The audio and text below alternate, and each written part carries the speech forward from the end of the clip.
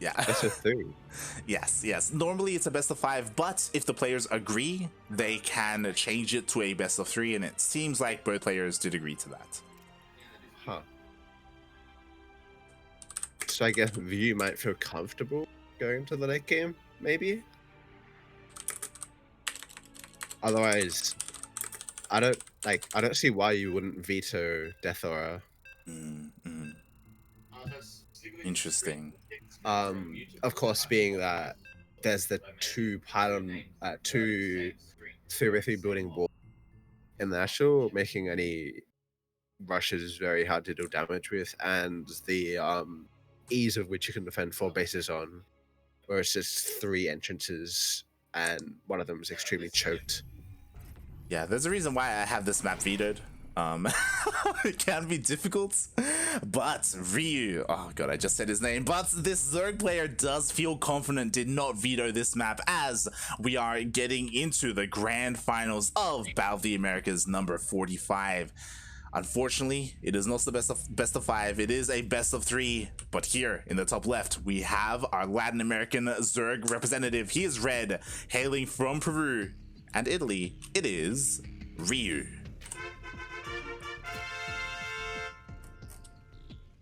And in the bottom right-hand corner of Death Aura LE, spawning as the yellow Protoss, it is Team Econ Nina.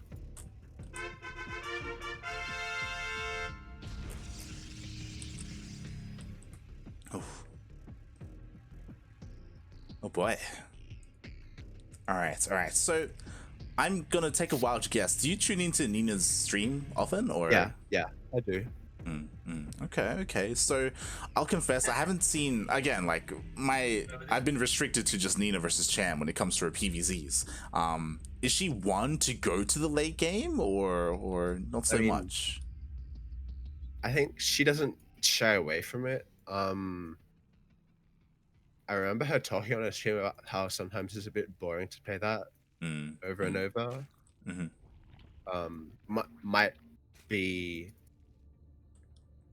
the case that she goes for something a little bit more aggressive than Turtle Skytoss. Maybe currently popular in the meta is like Charge Lot, Archon, Void Ray timing attacks, among other things. Yeah. And to me, that's like the kind of player I think of when I think of Nia, like a little bit more aggressive. I do know that she likes to have fun over anything else. Like if she can avoid playing something a little bit more stale, that's what she will go for. Of course, if you do want to check out Nina's POV, she is streaming at the moment, for the people watching, as she is typically always streaming her tournament run. So yeah, well, you can get some insight as to what she's doing, as at the moment she's opening up with a Stargate. Very standard.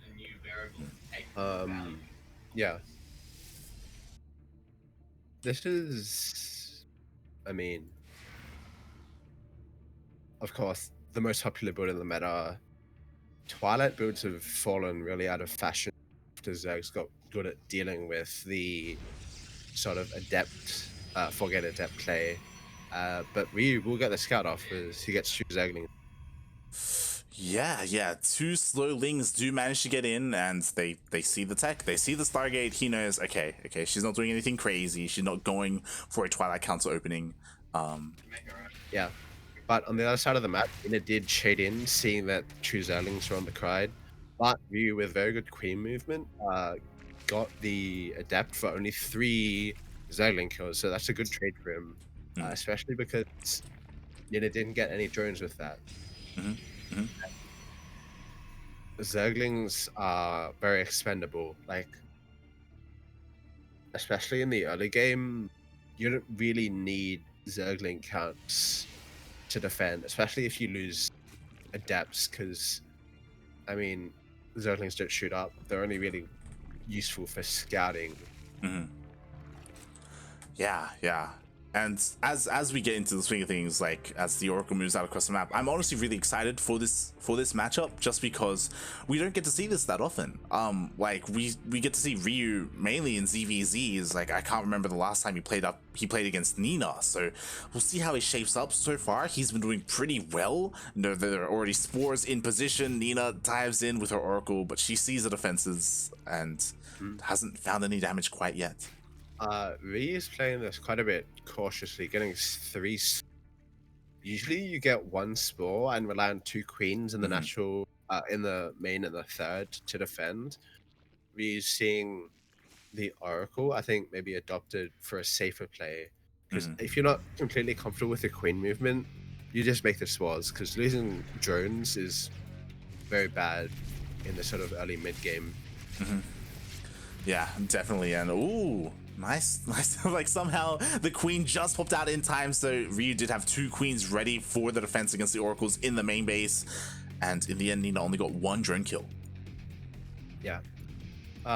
Looks like Ryu is playing this out pretty standard, getting Evo Ridge 4, and he sees that. Oh, he actually sees the Twilight, but at this time it could just be charge, but Nina's in fact going for glaives after this. Yeah, we have seen this kind of rise in popularity a little bit, where you open up Stargate, you go into Twilight Council.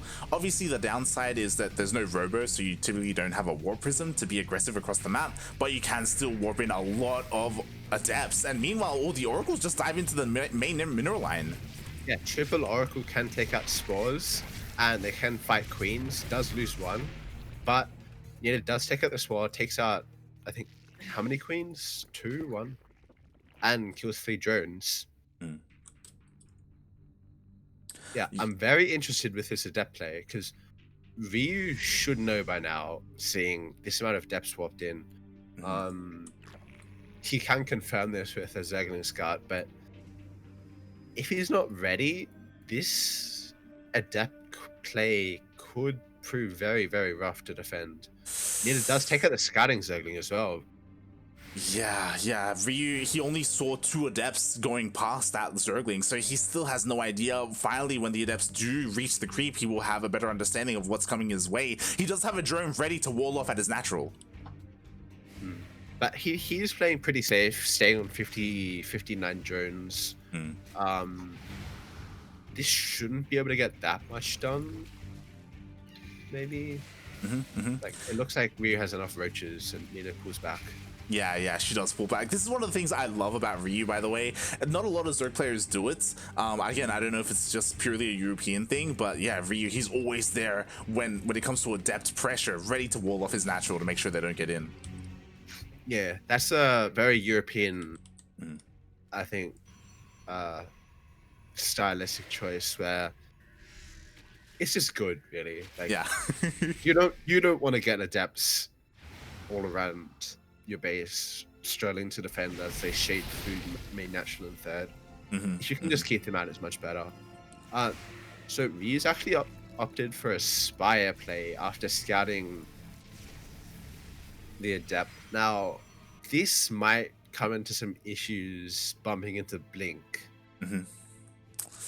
Yeah, I mean, thankfully for Ryu, like, the mutas should hit before Blink comes into play. We'll see, as Blink is still on the way and the mutas have already popped out, so we'll see how much damage they can get done. And it's not like Ryu is committing too hard to the mutalisks, as he is going to a Hydra Den behind this. The current problem for Ryu right now is that he was stuck at a lower drone count than Nita's probe count for quite a while. And so he doesn't really have the booming Zerg economy yet that he needs to maybe defend these sorts of attacks. Like, yeah, and he's forced to give up his base, and the Hydrogen is exposed. And Hydras are really what you want against a model storm like Hydra Roach Ravager. These adepts run into Ravager Roach Ling, don't do anyone, but the Stalker model force is killing the base, kills the Hydrogen. But on the other side of the map, the mutas, they're doing damage. They're dealing quite a lot of damage. Blink is just about to finish up, but it's too late. 14 probes have already gone down and even forces a recall. I think Nina still came out on top on that trade. Mhm. Just especially because she killed the 4th base. Ryu has 72 drones, but only at this point like 58 worth of patches to mine from. Yeah. Yeah, it's really rough. Like Ryu, he made the decision. You could see like he was splitting up his army. Like, do I defend the against the Adepts on the left hand side or my base on the right? And he decided to move most of his units to the left to defend against the Adepts. And as a result, he didn't just lose the base. Like he lost his tech as well. Like that was just insane. Yeah. I don't see him this, honestly. Like Nina's got a massive stock account, got the Immortals, Blink on top. Yeah. Yeah, GG. GG. Nina takes game number 1, and as a reminder, this is a best of 3, so she only needs one more to just end out the series and win the tournament. Yeah, so this style is sort of what I'm expecting more from Nina. She likes being aggressive. She likes the micro potential of Adepts, Oracles. It was actually quite interesting because she went triple Oracle Void Ray into Adepts, like, so she hit very late. But at the same time, I think she sort of tricked Ryu into an overreaction where he stopped at a lower drone count than maybe necessary. Like, I honestly think Ryu could have defended that attack quite easily off 66 drones or even 70. Yeah. It was really smart, I would say, from Nina. Like it was it was really cool what she was able to accomplish there with what she had. And again, Ryu, he must be sweating right now. Like again, one more loss and he's done. This is it. Yeah. He might be just unused to the way Nina plays. Like he's probably had a ton of practice against double Stargate Void Ray and Void Ray builds in general, but not against this more aggressive, like Oracle into Blink sort of play. Nina's pulling out. Yeah, it's one of those things where I don't know if there's really a European Protoss that plays quite like Nina. I would say Max Pax is the closest comparison, maybe. Max Pax likes playing Stalkers, but he's a bit shying away from that because they're not very good versus the top European Zergs. But it's working out well here in this series so far, and we'll see if our player in the top right can fight back against it. As here we have the red Peruvian Zerg player. He is teamless. He is Ryu.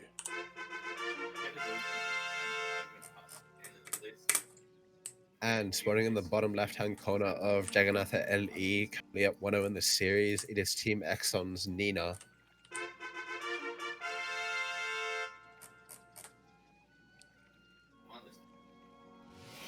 Oh boy.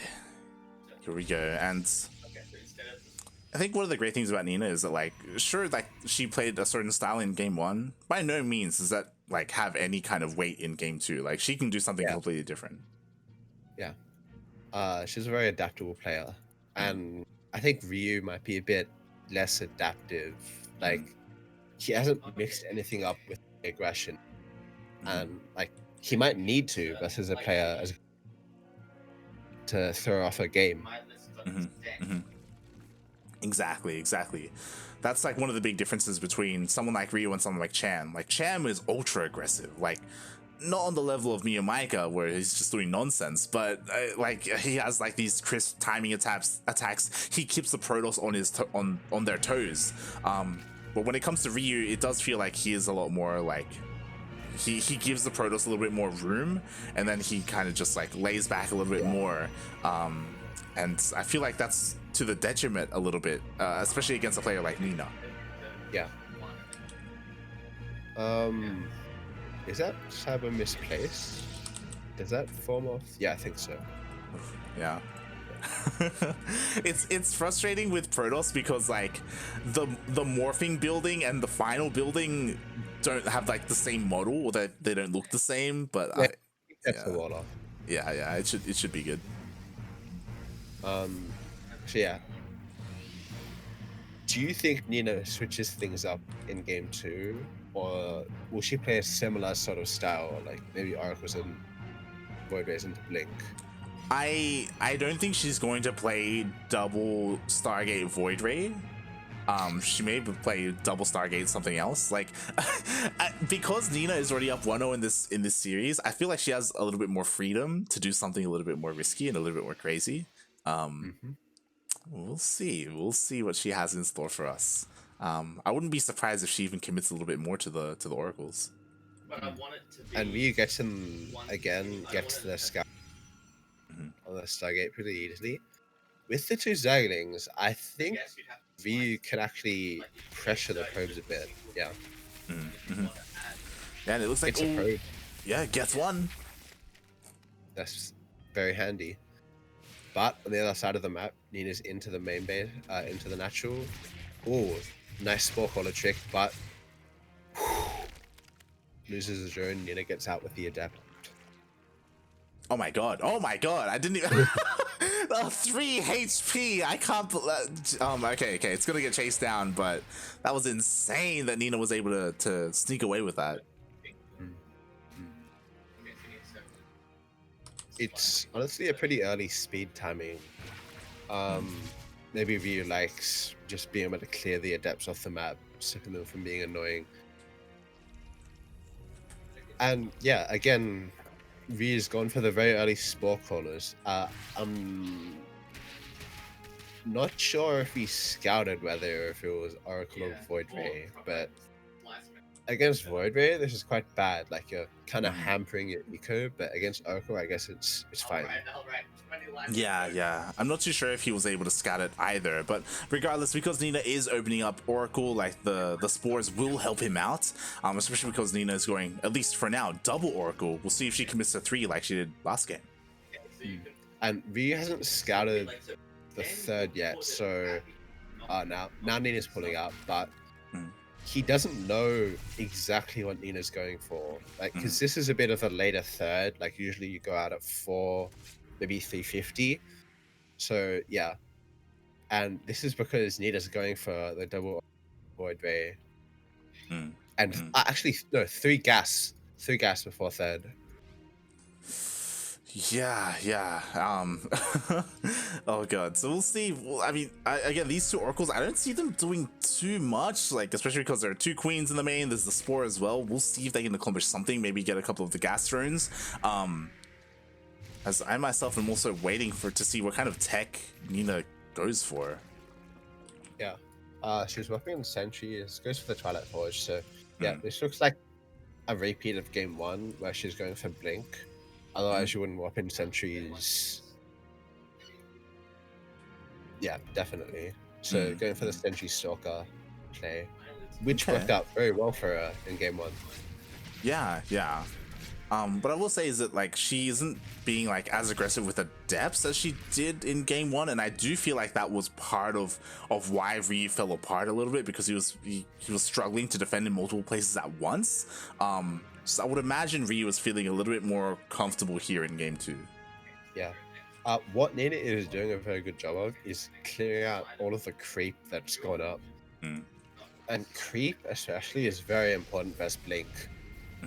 On creep, Zerg fight is very well versus Stalkers, but off creep, they just get kited quite well. Oh, that was overextend. Whoa! Oh! Okay. Ryu turned around a second too early there, but okay. In the end, he did get the Void Ray. But Ryu hasn't gone for the follow-up scout, and he sort of needs to, like, whether it be with a Zergling or an Overseer, he doesn't know what Nina's doing right now. She could be playing double Stargate Void Ray for all. Yeah. It's not unheard of to go into it after double. That's the thing, right? Like, he just doesn't have an idea. At the moment, he's committing to this composition, the, Ling Hydra Lurker. But the army is pushing out. Like, Nina, she's already halfway across the map and still unscouted. The Ling misses it. Yeah. Hydra is like a pretty good versus, I think. But at the same time, the force fields are the key here, because he doesn't have access to bows to break them. So Exactly. if Nina can get the very good force fields and split the Hydra army apart, she could potentially break Ryu. Definitely, definitely. I also love how she's throwing down stasis wards as well to make sure she doesn't get surrounded, or she has, you know, a place where she can pivot back to, fall back to that defensive position. And we do see she is pushing on forward. Plenty of energy for force fields. She's hitting a very crisp timing with Blink and ground weapons about to finish. Oh god. Ooh. Oh no! Oh, she's gonna force field the ramp. Ah. And Ryu does not have Ravages. He went for Hydras into fast lurkers. Wow. Wow. Is this just game? Like, she's gonna kill the base, she's gonna kill all the tech. Like, she has so much energy on these sentries. Like, she shouldn't, like, Ryu shouldn't be able to get up into the main. Yeah, Ryu's making roaches. I can't believe it. I'm getting bamboozled by sentries. Oh my god. And the force fields are so on point. The base goes down. The lurker then is going to go down. Ryu is counterattacking with links, which is nice. Maybe he can kill the fourth, like if it's left alone. But ay. Yeah. And he does have Ravages out now, but it's sort of too late. Base is Exactly. He has taken a 50 supply lead. This is looking very, very dicey, and he didn't even kill the fourth. Exactly. The force still stands just barely, by the way. I almost feel like maybe Ryu should have gone for the base trade, but even then, like, the Protoss can always just recall. Yeah. I think Nina's feeling very comfortable at this point. Oh god, like now Ryu, he's essentially all in. He's going across the map. He's got 4 lurkers, which is great, but his army has much to be desired. There's still so much here for Nina. And the lurkers aren't upgraded, and unupgraded lurkers can't really destroy the stalker lines the way that upgraded lurkers can. And Nina can just blink for GG.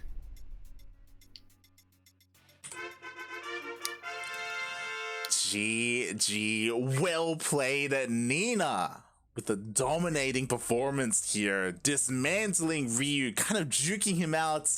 Oh god, it always feels bad, man, when the Protoss gets into your main, force field the ramp, and you just it's that slow realization where like I've lost my main.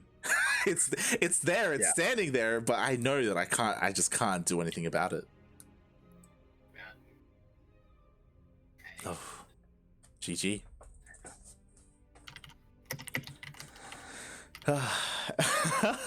And with that, congratulations, Nina. She now wins Battle of the Americas 2 weeks in a row with the absence of Cham.